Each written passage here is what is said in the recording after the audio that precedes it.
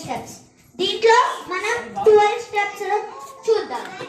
12 steps అంటే first నమస్కారాసన్,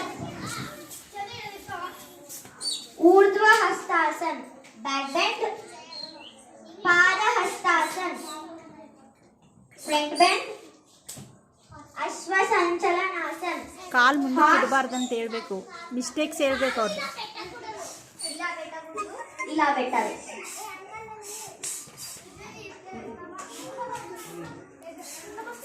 ఇది horse ఎప్పుడైనా రన్నింగ్కి వెళ్ళేటప్పుడు ఒక కాల్ ముందు పెట్టి రెడీగా ఉంటుంది కదా, ఆ పోజ్ ఇది. హార్స్ అశ్వ సంచలన. బీ సైలెంట్ వచ్చే కోఆపరేట్ చేస్తే మనం క్లాస్ అయిపోతాం. నెక్స్ట్ పర్వతాసన.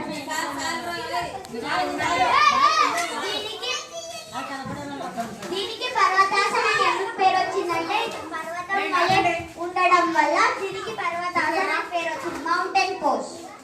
అష్టాంగాసన. అష్టాంగాసన అంటే అష్ట అంటే ఏంటో తెలుసా? అష్ట తెలుసా ఎవరికి? అష్ట అంటే 8, అంగ అంటే పార్ట్స్. 8 పార్ట్స్ నేలకు టచ్ అవుతాయి. అష్టాంగాసన. Bhujangasana, cobra pose. ఇక్కడ నుంచి అన్ని రిపీట్ అవుతాయి. పర్వతాసన, మౌంటైన్ పోజ్, అశ్వ సంచలనాసన. ఇందాక లెఫ్ట్ పెట్టాడు, ఇప్పుడు రైట్ పెడుతున్నాడు. Next front bend, Padahastasana, back bend, Urdhva Hastasana, నమస్కారాసన్.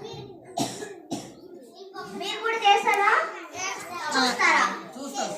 ఒకసారి చేయండి సార్, ఒకసారి చేయి.